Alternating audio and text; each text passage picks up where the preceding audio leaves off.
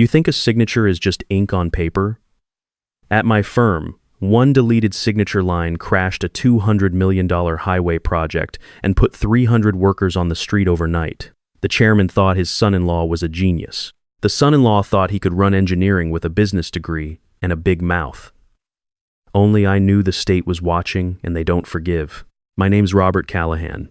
I'm 53 years old, and for the last 22 years, I've been the principal structural engineer and licensed professional engineer of record at Ridgeline Infrastructure Group, headquartered in Columbus, Ohio. Before that, I spent 6 years in the Navy Civil Engineer Corps, the Seabees building runways on coral islands and bridges in places I still can't talk about. I've got a PE license in 14 states, a structural engineering certification in 6 of them, and my stamp, that little circular seal with my license number, has been on every major structural calculation Ridgeline has submitted to the Ohio Department of Transportation since 2003.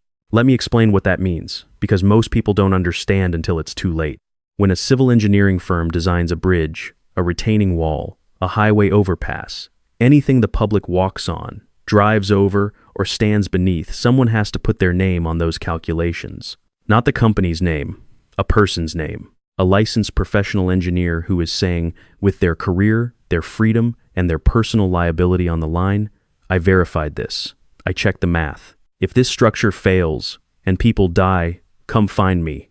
I'm the one responsible. That's not corporate speak, that's state law, federal law on highway projects. The PE of record isn't a job title you can reorganize away. It's a legal requirement welded into every contract we hold.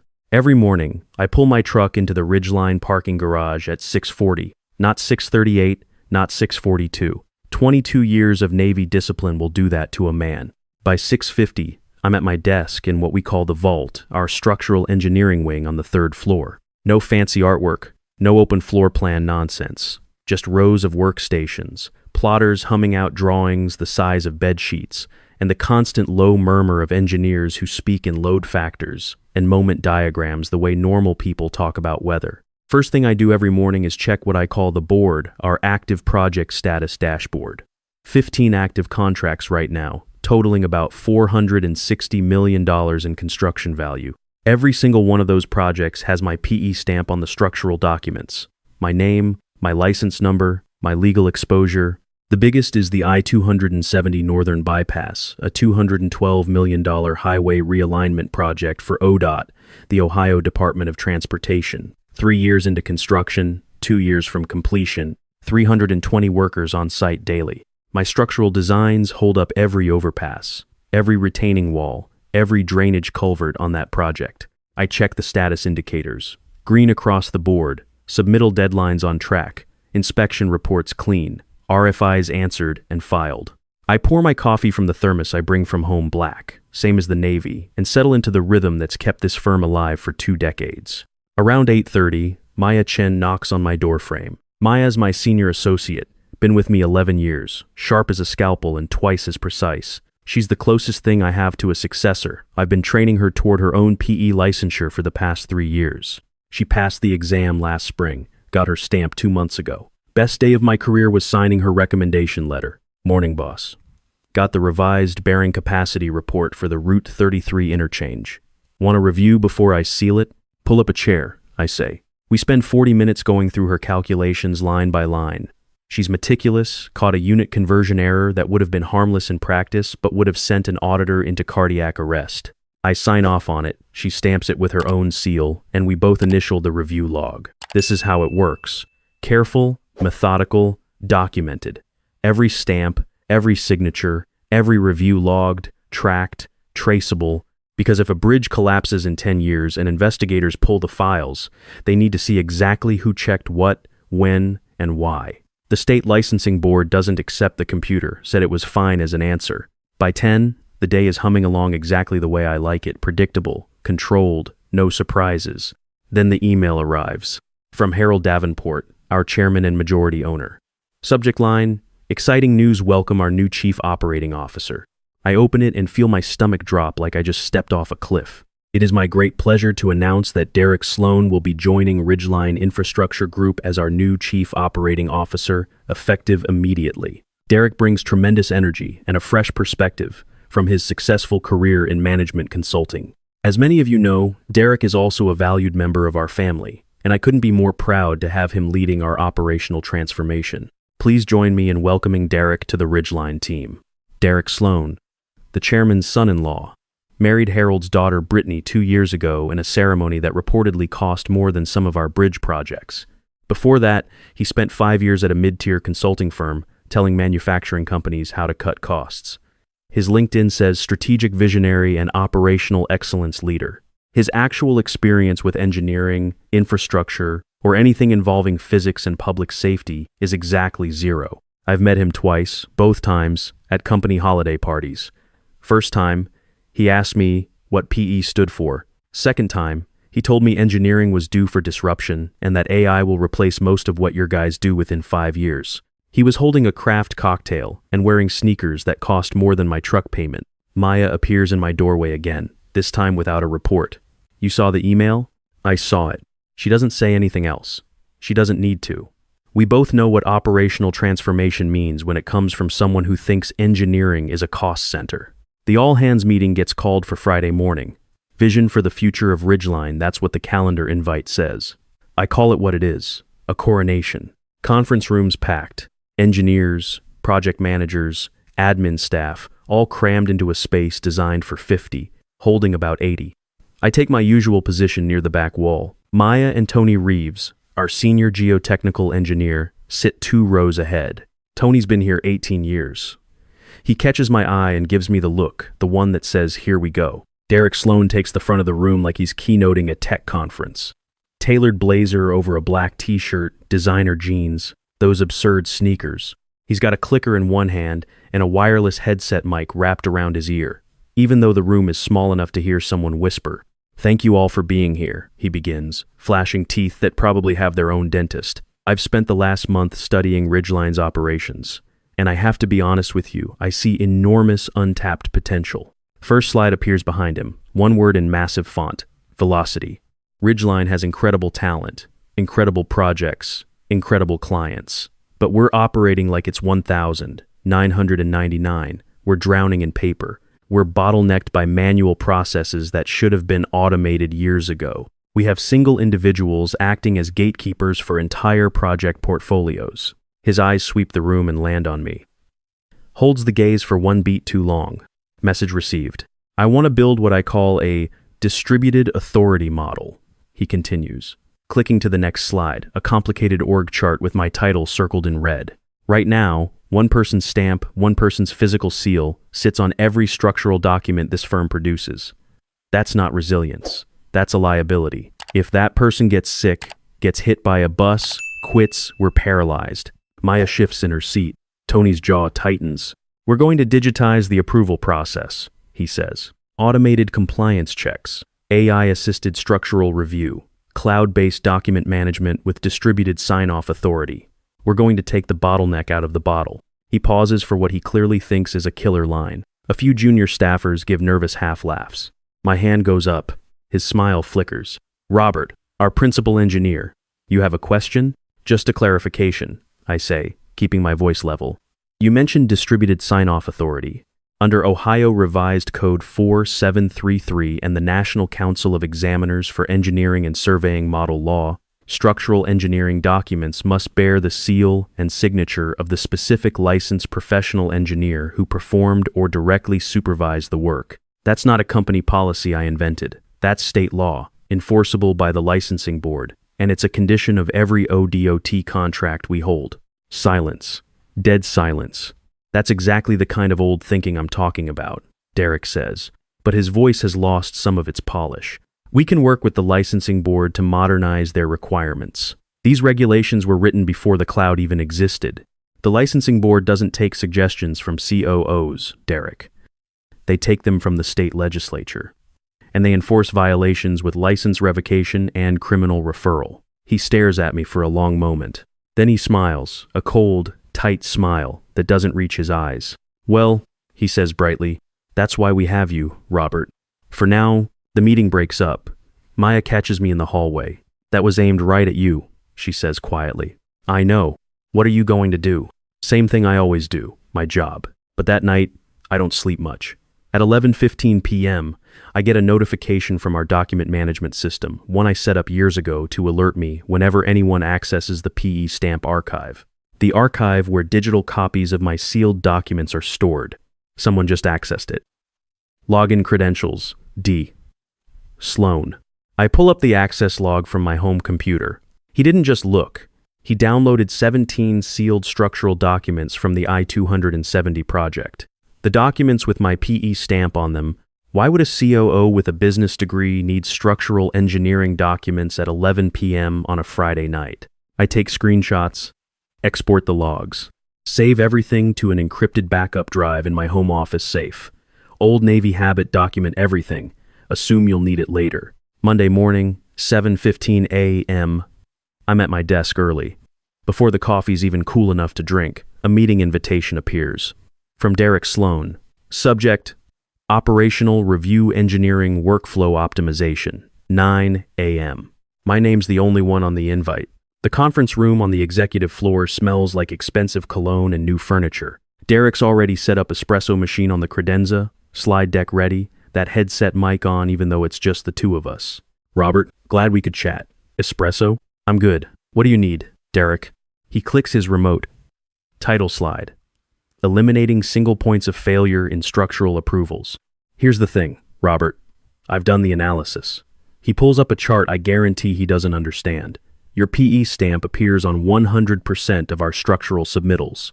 Every bridge, every overpass, every wall. If something happens to you, every active project in this firm grinds to a halt.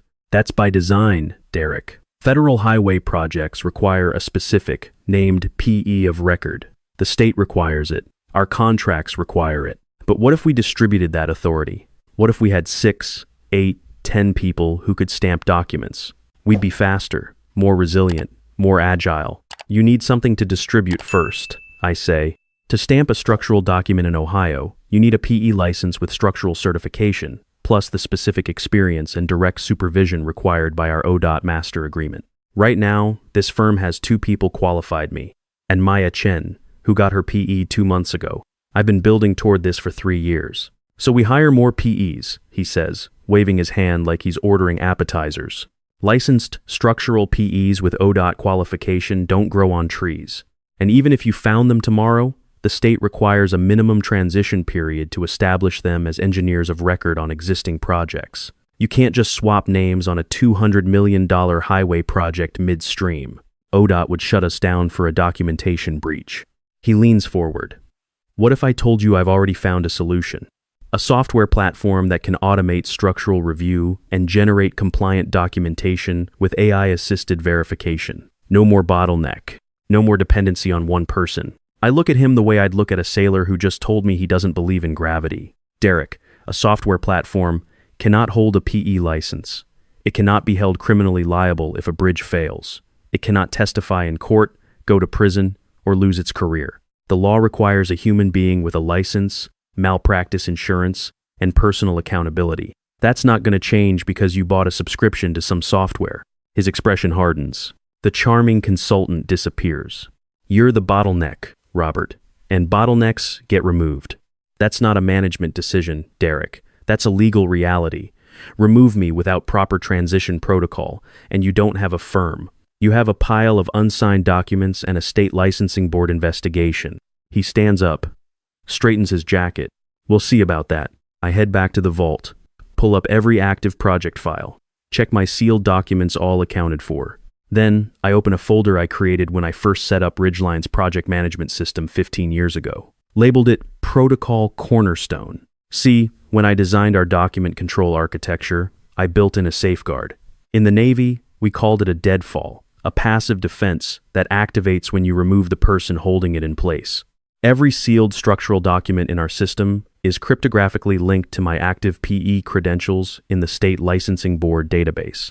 The system performs a daily handshake verification checks that my license is active, my employment status is current, and my credentials haven't been revoked or suspended. If that handshake fails, if my name gets removed from the firm's PE roster without following the state-mandated transition protocol, the system doesn't delete anything, doesn't corrupt anything. It does exactly what professional engineering law requires. Flags every document I've sealed as engineer of record status unverified. Automatically notifies ODOT's Project Oversight Office. Automatically notifies the State Licensing Board. And every single project bearing my seal gets frozen until a qualified replacement PE reviews, re-verifies, and re-stamps every document from scratch. For the I-270 project alone, that's over 2,000 structural documents. At minimum review time, you're looking at 6 to 8 months of work if you can even find a qualified PE willing to take on another engineer's liability. They think I'm the single point of failure. They don't understand I'm the single point of authorization. And authorization has consequences when you revoke it without permission. The next 10 days feel like the calm before an artillery barrage. Derek's been busy. I can see it in the small changes. New consultants appearing in the building. Meetings I'm not invited to. A requisition for AI-powered document management software that hits my inbox for technical review, which I flag with 14 specific compliance violations and return within the hour. Then, on a Tuesday morning, the calendar invite arrives.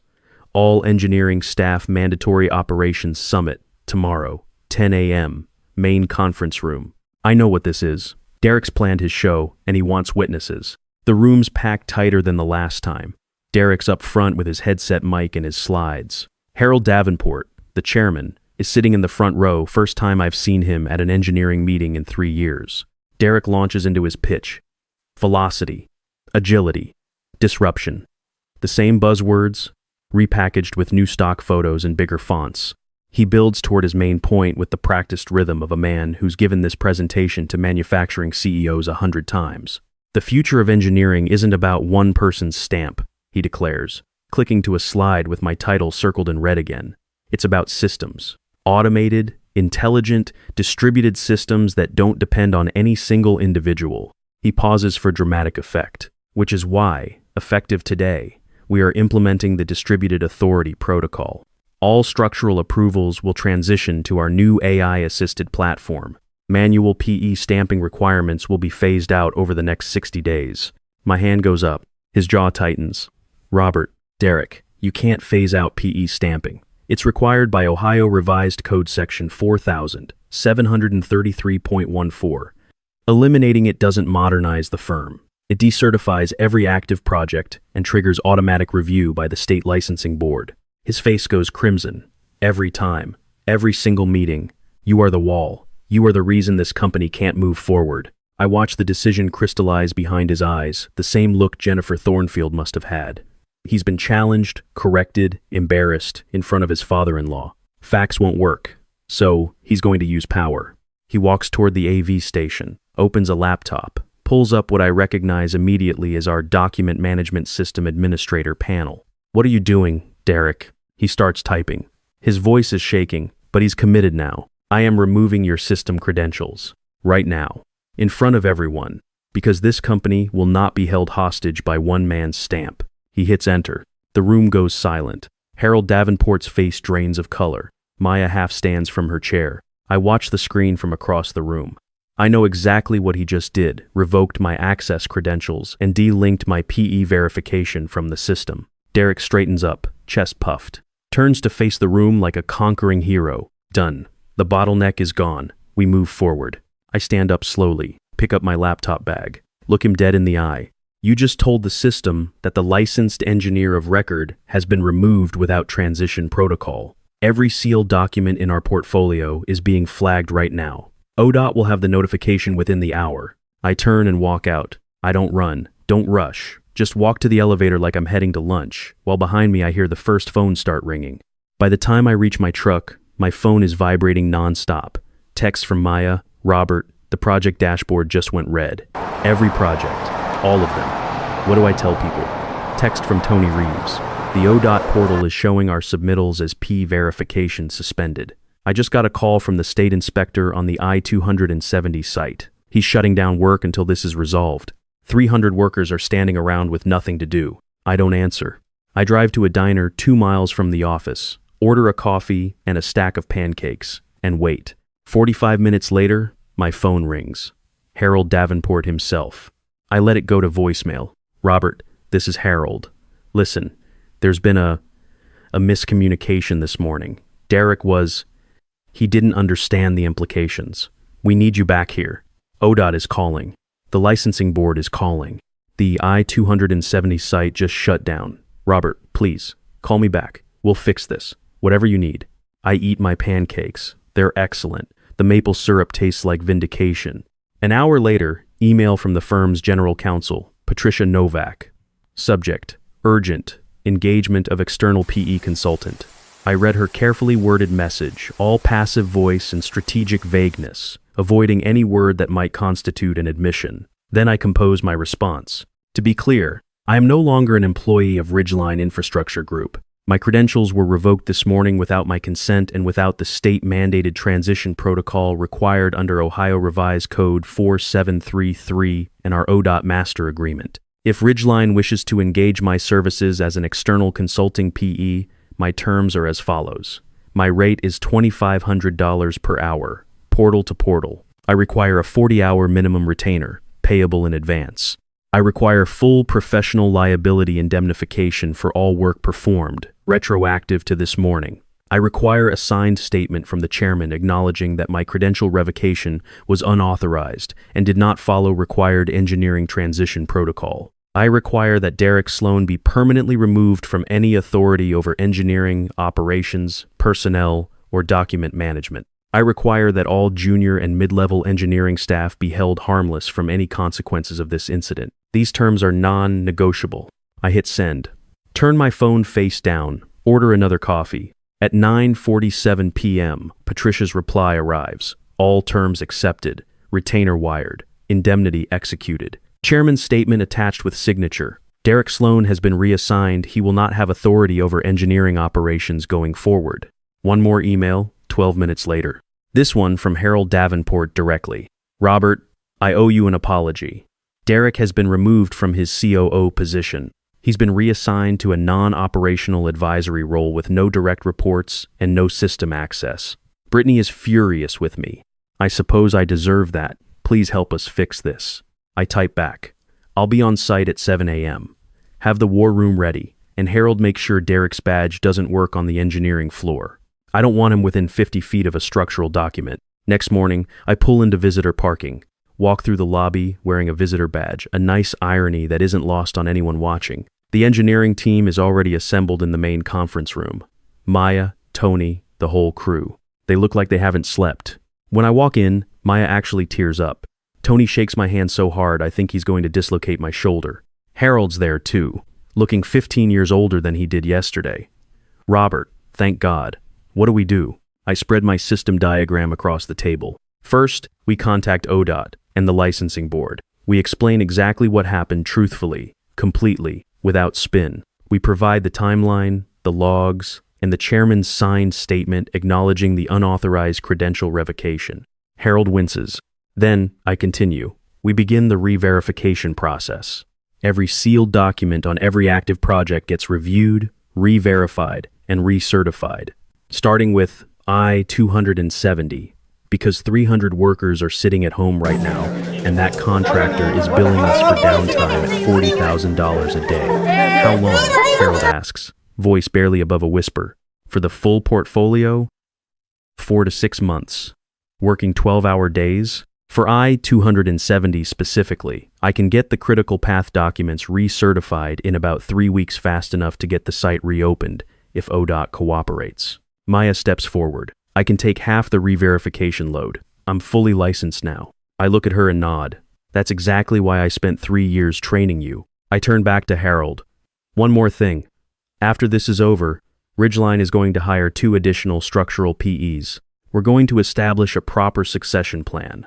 A real transition protocol, not because Derek was right about me being a bottleneck, but because good engineering practice means redundancy. I should have pushed harder for this years ago. The difference is, redundancy means having qualified people ready to step in through proper channels, not deleting credentials and hoping software fills the gap. He nods. Whatever you recommend. And Harold? I look him in the eye. The next time someone in your family tells you they can run an engineering firm with buzzwords and a slide deck, remember what today cost you.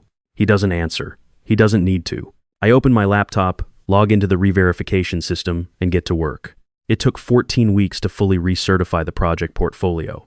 The I-270 site reopened after 19 days. I worked 17-hour days to make it happen, and Maya matched me hour for hour. ODOT issued a formal warning, but declined to revoke our master agreement, largely because we self-reported and cooperated fully.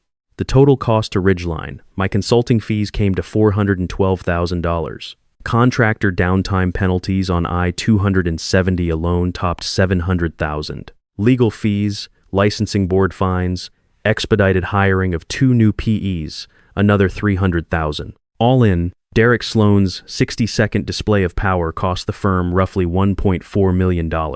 Derek lasted another month in his advisory role before quietly resigning. Last I heard, he's back in consulting, telling manufacturing companies how to optimize their supply chains. I hope he's better at that than he was at running an engineering firm. Harold offered me the COO title. I turned it down, gave it to Maya. Instead, she's better with people than I am, and she's earned it. I stayed on as principal engineer, same desk, same coffee thermos, same 6:40 arrival. The only thing that changed is the sign on the vault door. Used to just say structural engineering. Now it says structural engineering authorized personnel only. If you don't know what a PE stamp is, don't open this door. Maya's idea, I approved it.